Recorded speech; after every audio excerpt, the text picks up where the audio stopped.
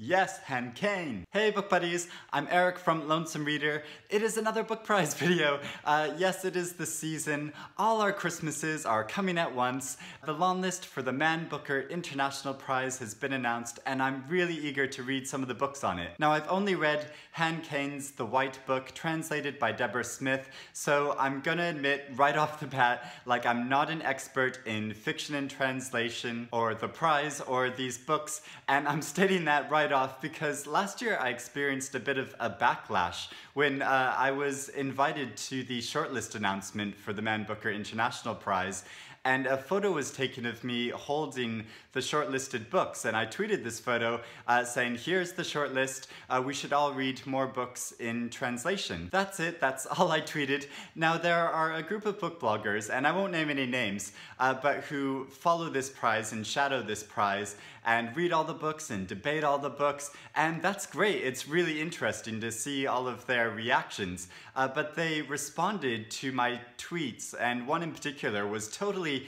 incensed that I was invited to this party for the shortlist announcement and he wasn't. And a bunch of people were tweeting me angrily that like, I don't read much translated fiction, so what right do I have to go to this party and prize announcement? It was really silly. I was just trying to encourage more people to read fiction in translation, like myself included. Like, I'd like to read a lot more. It's just not part of my repertoire that I happen to read very much. And I didn't make the party invite list. To me, it's like totally surprising and bewildering when I'm invited to these things and these book parties. And honestly, it feels totally random, like somehow you get on some PR person's list and then you get invited to book parties. I didn't ask for it, I was just excited to be there and excited about the prize and excited about the prospect of reading some of these books and fiction in translation because, you know, it's a really interesting way to get a feel for other cultures and other countries. Anyway, that's just to say,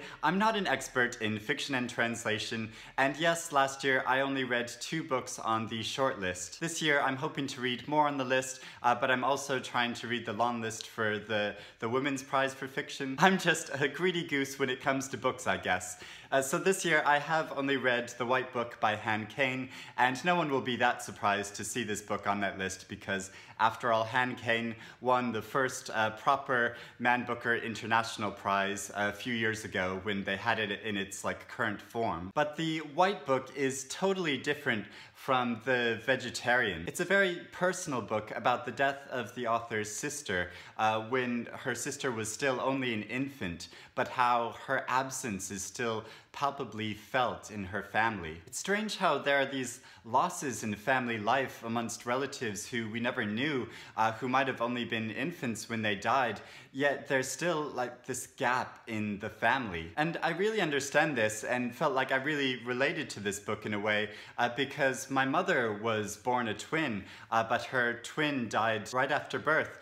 And it's strange because it always has felt like there's somebody missing from our family, like my mother is missing a sister and I'm missing an aunt. So Han Kang meditates deeply on these losses through the color white and her memories associated with white objects. And through these meditations, she considers all her feelings of loss and guilt, that survivor's guilt, and how to both mourn for those who are lost and release them so we can continue on in our lives. It's really stunningly beautiful, and I'll put a link to my full review in the description below. Now for the other books, haven't read them, don't know them, I'm just gonna give really quick snapshots of them because they sound really interesting. So from France there is The Seventh Function of Language, which is a semi-comic novel that explores what would happen if Roland Barthes had discovered the seventh function of language, which gives someone the ability to convince someone in any situation to do anything that they want. From Spain there is The Impostor,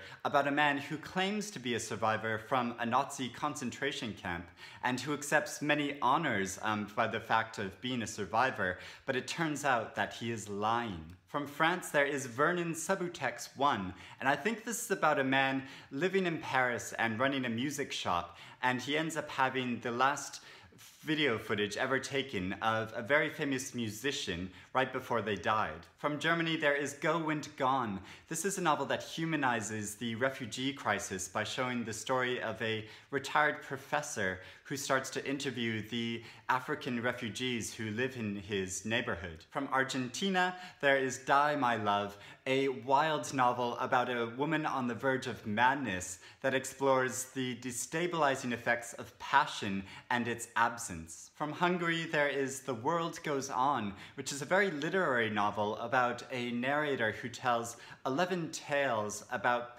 drawing people's attention away from the world. From Spain, Like a Fading Shadow. This is a novel about Martin Luther King Jr.'s murderer who tries to evade capture, and it explores the borders between our reported and our imagined and our experienced realities. From Austria, The Flying Mountain. This is a novel in blank verse about two Irish brothers who voyage out to find a mountain in the east which represents the last blank spot on the map.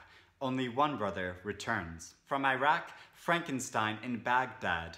A scavenger in the streets of Baghdad stitches together a full human body using the body parts of the victims of the war in order to insist that the government give these victims a proper burial, but this reconstructed body comes to life. From Poland, Flights, and I had already happened to have a copy of this novel because I thought it sounded really interesting, and it's in Fitzcarraldo editions, like trademark blue style. It's about multiple fascinating stories in a novel that interweaves travel narrative and an in-depth exploration of the human body. From Taiwan, The Stolen Bicycle. This is about a writer who sets out to reclaim his father's stolen bicycle, but finds himself caught up in the story of the oldest elephant who ever lived and other aspects of Taiwanese life. And finally, from Spain, there is The Dinner Guest. This is a debut autobiographical novel where the narrator tries to piece together the story of her grandfather's kidnapping and murder by terrorists,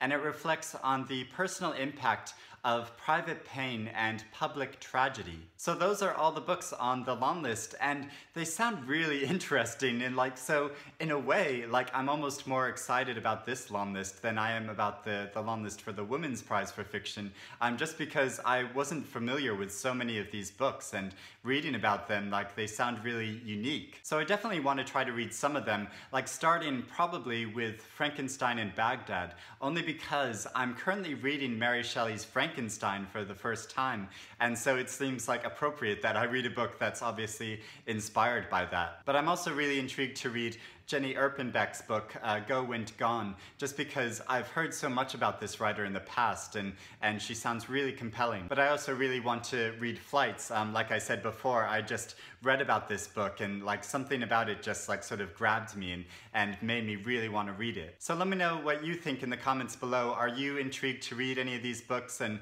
do you often read much translated fiction? I think why I don't often read all that much fiction in translation is just because I'm not all that aware of books that are translated out there. They just don't give it as much coverage as, books that are written originally in English, which is why I'm really grateful for bloggers that specifically cover fiction in translation, because they just bring to the forefront all these books that I hadn't heard of before. So it'll be interesting to read some of the books on this list and discuss them with you and see what makes the short list. I was hoping to see on the list Lullaby by Leila'S, which I thought was really great, although Britta Bowler had some really justified critiques of this novel.